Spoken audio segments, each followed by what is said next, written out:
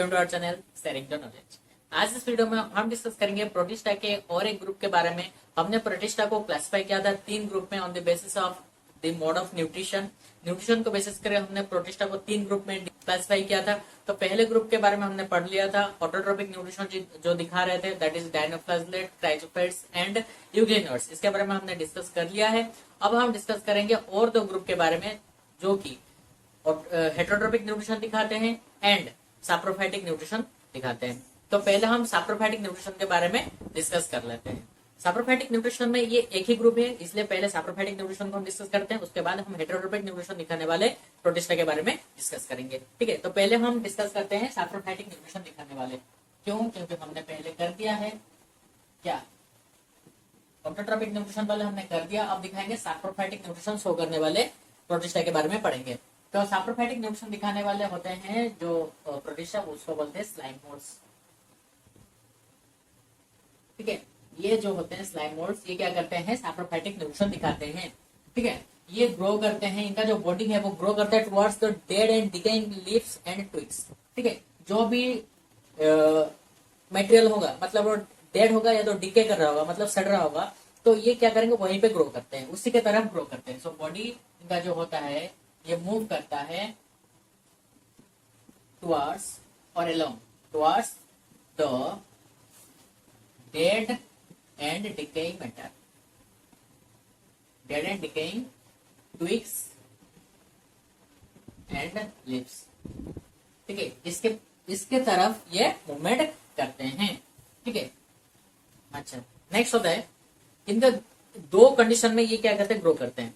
ठीक है, एक होता है फेवरेबल कंडीशन और एक होता है अनफेवरेबल कंडीशन।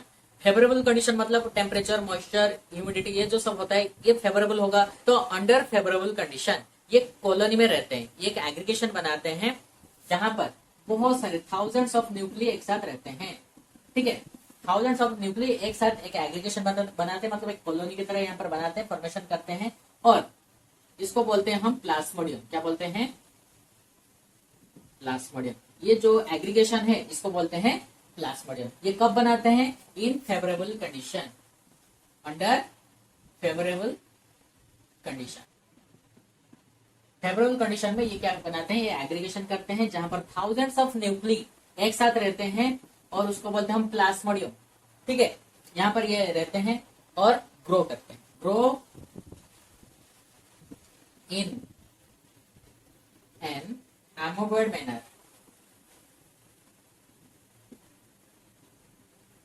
जैसे अमीबा मूव करता है, सुडोपोडिया निकाल के ऐसे चारों तरफ से फैलाता है, ये भी उसी तरह अमीबॉइड मैनर में मूवमेंट करते हैं। जहां पर डेड एंड डिकेइंग मैटर देखा उसी तरफ ये मूवमेंट करते हैं। जैसे हम घर पे जहां पर देख लिया मिक्सर, बिस्कुट, मिठाई मिठाई जो भी होगा उस तरफ हम बांटते हैं, ये भी उसी तरह देखते हैं। जहां पर इनको क्या मिल गया, डेड एंड डिकेइंग मैटर मिल गया, उसी तरफ ही मूवमेंट करते हैं एंड उससे वो अपना ऑर्गेनिक मैटर डिराइव कर लेते हैं। ठीक है, मूवमेंट करते हैं टुवर्ड्स डेड एंड डिकेइंग। ठीक है, एमोबॉइड मैनर करते हैं ऑन द सॉइल, सॉइल में करते हैं। सॉइल में मतलब फॉरेस्ट में जो सॉइल होता है वहां पर बहुत सारे सूखे पत्ते और डालियां झड़ के नीचे गिर जाते हैं, तो ये वहां पर उनसे अपना ऑर्गेनिक मैटर डिराइव करते हैं। ठीक है, तो ये हो गया फेवरेबल कंडीशन। फेवरेबल कंडीशन में ये ऐसे ग्रो करते हैं। तो अनफेवरेबल कंडीशन में क्या करते होंगे?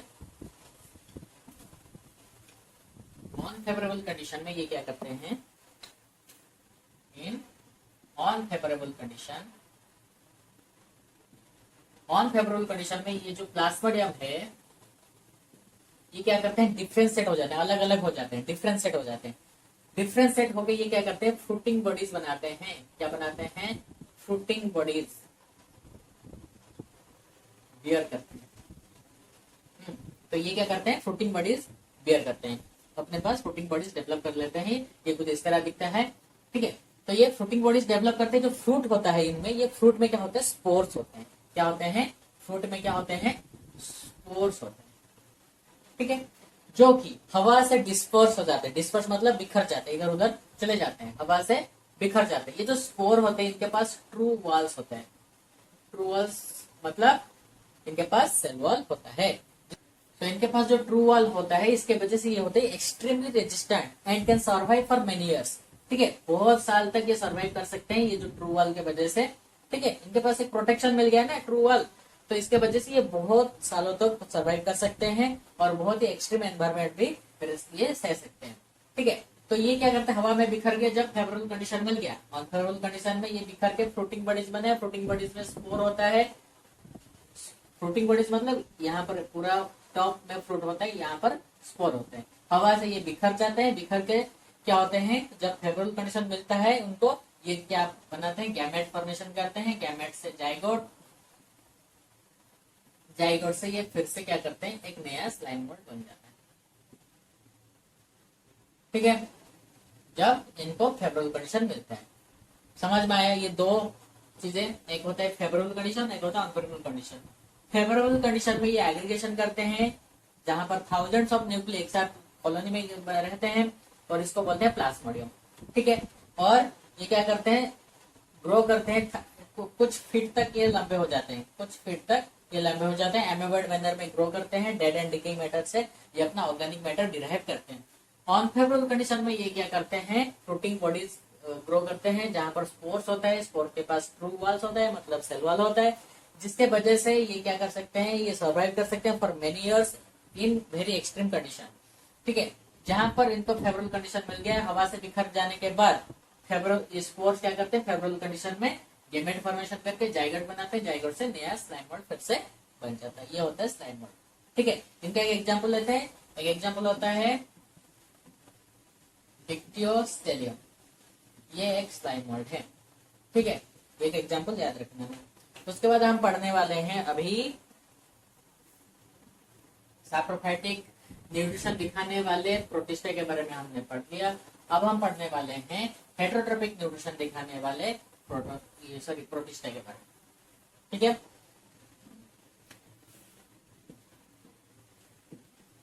हेटेरोट्रोपिक न्यूट्रिशन दिखाने वाले प्रोटिस्टा, हेटेरोट्रोपिक न्यूट्रिशन दिखाने वाले प्रोटिस्टा को हम क्या बोलते हैं, प्रोटोजोआ। क्या बोलते हैं, प्रोटोजोआ। ठीक है, तो हमने इसको जब क्लासिफिकेशन किया था, तो हमने इसको और 4 सब ग्रुप में फिर से इसको डिवाइड किया था, that is amoeboid protozoan, amoeboid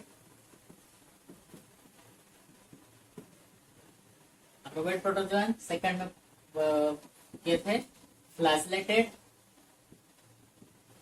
protozoan, उसके बाद सिलिएटेड प्रोटोजोन, उसके बाद स्पोरोजोन्स। ये चारों ग्रुप में हमने इसको फिर से क्लासिफाई किया था। ठीक है, तो पहले हम देखेंगे अमीबोइड प्रोटोजोन। अमीबोइड प्रोटोजोन में ऑफ कोर्स अमीबा होगा। क्या होगा, अमीबा। पहले इसको हम डिस्कस करते हैं, उसके बाद हम ये तीनों को डिस्कस करेंगे, फ्लैजलेटेड, सिलिएटेड को डिस्कस करेंगे। तो पहले प्रोटोजोआ के बारे में थोड़ा डिस्कस कर लेते हैं। तो प्रोटोजोआ जो होता है, मैं अभी इसको डिस्कस नहीं कर रहा हूँ, मैं अभी प्रोटोजोआ के बारे में बोल रहा हूँ। ठीक है, मतलब हेटेरोट्रोपिक न्यूट्रिशन दिखाने वाले जो होते हैं प्रोटोजोआ, इनके बारे में बोल रहा हूँ। ठीक है, ये होते हैं आइदर फ्रेश वाटर, रहते कहाँ पे, आइदर फ्रेश वाटर में रहते होंगे, या तो सी वाटर में रहते हैं, या तो मॉइस्ट सॉइल में रहते हैं, भीगे हुए मिट्टी, जो मॉइस्ट सॉइल, पानी जहाँ पर होगा, मॉइस्ट सॉइल में ये पाए जाते हैं। अब ये जो होते हैं, ये यूनिसेलुलर होते हैं, यूनिसेलुलर होते हैं, यूकैरियोटिक सेल होते हैं, ये यूकैरियोटिक सेल होते हैं, यूनिसेलुलर हैं एंड यूकैरियोटिक है। इसका मतलब इनका जो सेल ऑर्गेनेल्स है, ये मेम्ब्रेन बाउंडेड है। तो मतलब इनके सेल में क्या होता है, मेम्ब्रेन बाउंड सेल ऑर्गेनेल्स आपको देखने को मिलेगा। ठीक है, यूकैरियोटिक सेल है इसलिए। अच्छा, यूनिसेलुलर है, सब सिंगल सेल है। दे function as independent unit, they function as an independent unit।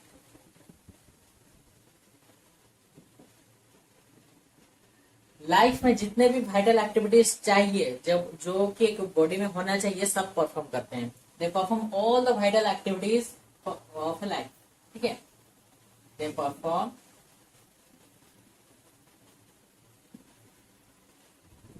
all vital activities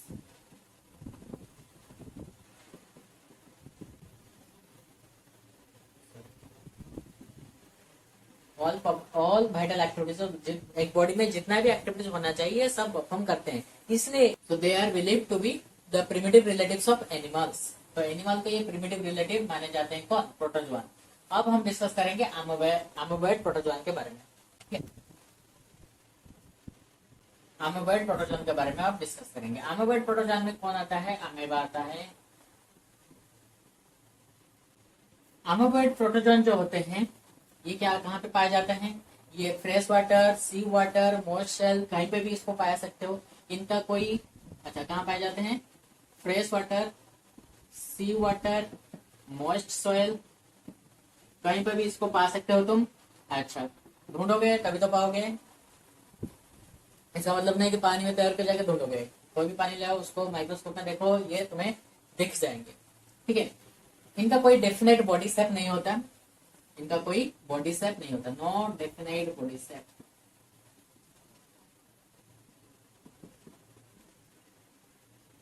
क्यों नहीं होता? क्योंकि ये अमीबा इसमें आता है, तुम लोगों को समझ में आ जाना चाहिए। इनके पास स्यूडोपोडिया है। क्या है? स्यूडोपोडिया।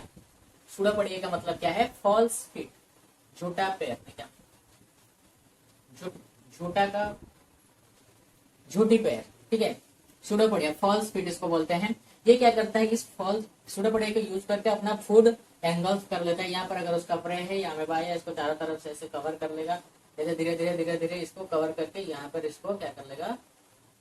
जैसे अंदर अपना अंदर ले लेगा, ठीक है। इस तरह ये कोई भी अपना खाने को बॉडी के अंदर ले लेता है, मतलब खा लेता है। उस प्रे को पता भी नहीं चलता वो किसी का खाना बन गया है, ठीक है। तो स्यूडोपोडिया कोई भी डायरेक्शन में बढ़ा सकता है, कोई भी डायरेक्शन हो, आगे पीछे ऊपर नीचे कहीं पे भी ग्रो, इसको बढ़ा के ये क्या कर सकता है? पूरा एंगल कर सकता है। एंड ये जो स्यूडोपोडिया है इसको लोकोमोशन में भी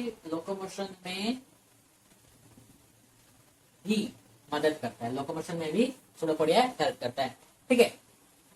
और एक मेराइन अमीबॉइड प्रोटोजोआ है, मेराइन अमीबॉइड प्रोटोजोआ है जिसका नाम है क्या? रेडियोलारिया। रेडियोलारिया। इसके बॉडी के सरफेस के ऊपर क्या होता है? सिलिका के सेल्स होते हैं, सिलिका के सेल्स होते हैं। अच्छा, रेडियोलारिया कहाँ पाया जाता है? मेराइन में पाया जाता है, मेराइन वाटर में पाया जाता है। अमीबा तो पता है, अमीबा क्या है? फ्रेश वाटर में पाया जाता है। और एक है एंटाअमीबा। ये क्या करता है? एक डिजीज करता है, that is dysentery, causing dysentery in man. Amoebic dysentery, amoebic इसका नाम है, एमोबिक डिसेंट्री। हाँ, ज्यादा अगर हम उसको स्पेसिफिक करें, एमोबिक डिसेंट्री इन मैन, एक डिजीज कॉज करते हैं जिसका नाम है amoebic dysentery in man, that is Entamoeba. Radiolaria एक सिलिका सेल्स वाले अमीबा होते हैं, सिलिका सेल्स वाले प्रोटोजोआ होते हैं जो मेरेन में पाए जाते हैं। अमीबा तो फ्रेश वाटर में प्रोटोजोआ होते हैं, ये होते हैं अमीबॉइड प्रोटोजोआ। उसके बाद हम पढ़ने वाले हैं अमीबॉइड प्रोटोजोआ के बारे में पढ़ेंगे फ्लैजेलेटेड प्रोटोजोआ। क्या पढ़ेंगे? Flagellated protozoa.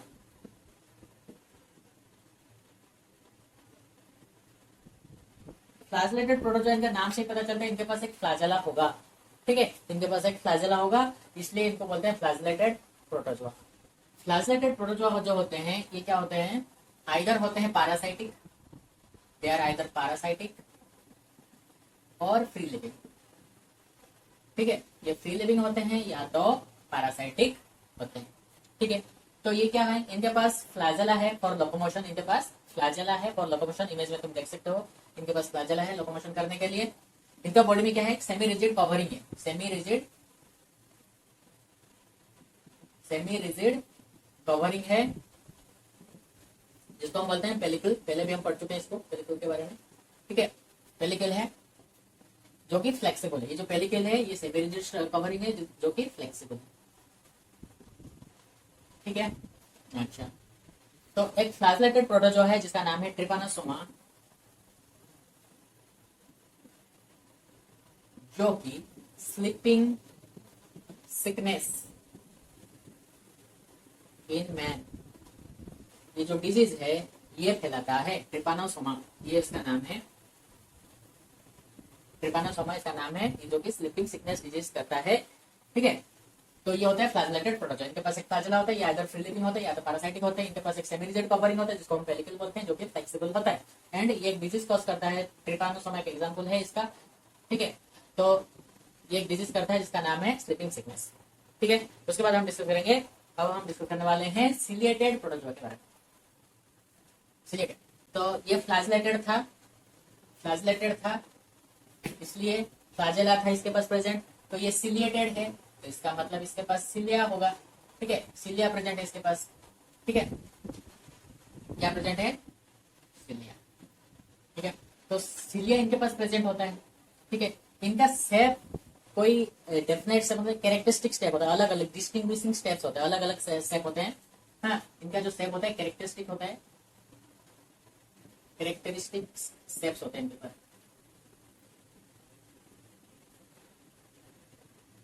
ठीक है, जैसे कि इनका जो मेन एग्जांपल है सिलेक्टेड प्रोटोजोआ का, ये है पैरामेशियम। इसके चारों तरफ क्या होते हैं? हेयर लाइक स्ट्रक्चर होते हैं, इसको बोलते हैं सिलिया। ठीक है, ये होता है पैरामेशियम। तो इसका शेप देखो चप्पल की तरह है। ठीक है, और भी बहुत सारे जो होते हैं सिलेक्टेड प्रोटोजोआ, उनका शेप अलग अलग होता है, इसलिए उसको बोलते हैं कैरेक्टरिस्टिक शेप्स होते हैं इनके पास। ठीक है, ये एक्टिवली मूविंग होते हैं, एक्वाटिक होते हैं। एक्वाटिक और मतलब पानी में पाए जाते हैं, एक्टिवली मूव करते हैं, एक्टिवली मूविंग प्रोटोजोआ होते हैं। तो इनका जो मूवमेंट करने के लिए इनके पास क्या है? सिलिया है। सिलिया क्या है? लोकोमोटरी ऑर्गन है। क्या है? लोकोमोटरी ऑर्गन है। ये सिलिया की मदद से मूवमेंट करते हैं, और क्या करते हैं? अपना खाना भी इसी के मदद से ही खाते हैं। ये जो है, ये दिख रहा है, इसको बोलते हैं गलेट। क्या बोलते हैं? गलेट। तो ये उनका मुंह की तरह काम करते हैं। गलेट मतलब ओरल ग्रूव। इनके पास एक मुंह है जिसका ओरल ग्रूव है, जिसको हम बोलते हैं गलेट। ठीक है, तो इससे क्या करता है? ये अपना खाना लेता है। कैसे खाना लेता है? ये जो सिलिया है, इनके पास जो सिलिया है, ये इसको ऐसे ऐसे मूवमेंट करते हैं, इन्हें कोऑर्डिनेटेड मैनर, सबके सब एक कोऑर्डिनेटेड मैनर में मूवमेंट करते हैं, जिसके वजह से ये जो पानी है, ये पानी से जो इनका खाना है, फूड है, ये वाटर, यहाँ पर ये पानी है, वाटर है, यहाँ पर एक खाना है। तो ये सिलिया को इस तरह मूवमेंट करते हैं इन ए कोऑर्डिनेटेड मैनर दैट ये जो फूड है ये इनके मुंह के अंदर जाके घुस जाता है। ठीक है, समझ में आए? तो वाटर क्या करता है? एक ड्राइवर की तरह काम करता है, जो कि लेके जाके पहुंचा देता है खाना को। कहाँ पे? उनके oral group, that is gullet के पास लेके पहुंचा देता है। ठीक है, अच्छा, ओरल ग्रुप को क्या बोलते हैं? गलेट। तो ये जो खाना खा लिया, इनके पास क्या है? फूड वैक्यूल है। क्या है? फूड वैक्यूल है। ये फूड वैक्यूल में इनका खाना क्या होता है? डाइजेस्ट होता है, और जो अनडाइजेस्ट फूड है, मतलब डाइजेस्ट नहीं हो पाया, वो क्या है? बाहर निकलना चाहिए। तो इनके पास क्या है? इसी के नीचे क्या है? एक है अनाल पोर। क्या है? अनाल पोर। इसी से ये क्या करता है? इसको बाहर निकाल देता है। ठीक है, ओरल ग्रुप से इसने खाना खाया, जिसको बोलते हैं गलेट। ठीक है, उसका मुंह है। ओरल मतलब क्या है? मुंह। ठीक है, तो ओरल ग्रुप से ये अपना खाना अंदर लिया, फूड वैक्यूल में खाना को डाइजेस्ट किया, अनडाइजेस्टेड फूड को अनाल पोर से बाहर निकाल दिया। समझ में आया? यह होता है सिलेटेड प्रोटोजोआ का कैरेक्टरिस्टिक। ठीक है, ये कैरेक्टरिस्टिक शेप होते हैं इनके पास। एक्वाटिक होते हैं, एक्टिवली मूविंग होते हैं। एक्टिवली मूव कैसे करते हैं? सिलिया की मदद से। सिलिया क्या है? इनका लोकोमोटरी ऑर्गन है। सिलिया के मदद से ये क्या करते हैं? अपना खाना अंदर लेते हैं, इन्हें ये सिलिया को ऐसे मूवमेंट करते हैं जैसे वो पानी में ये जो खाना है, ये क्या कर देगा? उनका मुंह के अंदर घुस जाएगा, और ये जो फूड वैक्यूल में खाना डाइजेस्ट होकर अनाल पोर से बाहर निकल जाएगा। ठीक है, ये होते हैं सिलेटेड प्रोटोजोआ। उसके बाद हम पढ़ने वाले हैं स्पोरोजोआ के बारे में। This is the fourth group of heterotropic nutrition and the last. ठीक है, तो क्या है? स्पोरोजोआंस। इस ग्रुप में जितने भी प्रोटोजोआंस हैं, इस ग्रुप में जितने भी प्रोटोजोआन हैं, सबके सब मेनली क्या होते हैं? पैरासाइटिक होते हैं। They are mainly parasitic. ठीक है, पैरासाइटिक होने के वजह से इनका जो स्ट्रक्चर है ये बहुत ही सिंपल होता है। क्यों होता है? क्योंकि ये पैरासाइटिक मोड ऑफ न्यूट्रिशन दिखाते हैं, इसलिए इनका स्ट्रक्चर होता है सिंपल स्ट्रक्चर।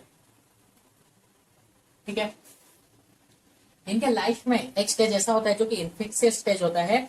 ठीक है, स्पोर लाइक स्टेज होता है जो कि इन्फेक्ट करते हैं। For example Plasmodium. प्लाज्मोडियम क्या करता है? मलेरिया करता है। मच्छर काटने से मलेरिया होता है? मच्छर काटने से मलेरिया नहीं होता है। मच्छर जो काटता है तो वो क्या करता है? अपने बॉडी के अंदर प्लाज्मोडियम छोड़ देता है। प्लाज्मोडियम क्या करता है, मलेरिया डिजीज करता है। समझ में आया? मच्छर का इसमें कोई कसूर नहीं है। मच्छर सिर्फ क्या करता है, एक कैरियर की तरह काम करता है। ठीक है, वो कैरी करके लाता है प्लाज्मोडियम को और हमारे बॉडी के अंदर छोड़ देता है, जिसके वजह से ये क्या करता है, हमारे बॉडी में मलेरिया डिजीज कॉज करता है। ठीक है, आज से मच्छर मारना बंद। समझ में आया? ठीक है, तो प्लाज्मोडियम क्या है, एक स्पोरोजोन है जो कि मलेरिया डिजीज कॉज करता है। तो आज का वीडियो यहीं पे खत्म करते हैं और हम अपने नेक्स्ट वीडियो में हम डिस्कस करने वाले हैं किंगडम फंगी के इंपोर्टेंट फीचर्स पढ़ेंगे, क्लासिफिकेशन करेंगे और ज्यादा इसके बारे में डिस्कस करेंगे। अगर इस वीडियो को तुम पहली बार देख रहे हो तो चैनल को सब्सक्राइब करो, अगर वीडियो अच्छा लगे तो शेयर करो, लाइक करो, जो भी करना है करो। Thank you for watching this video. Have a nice day.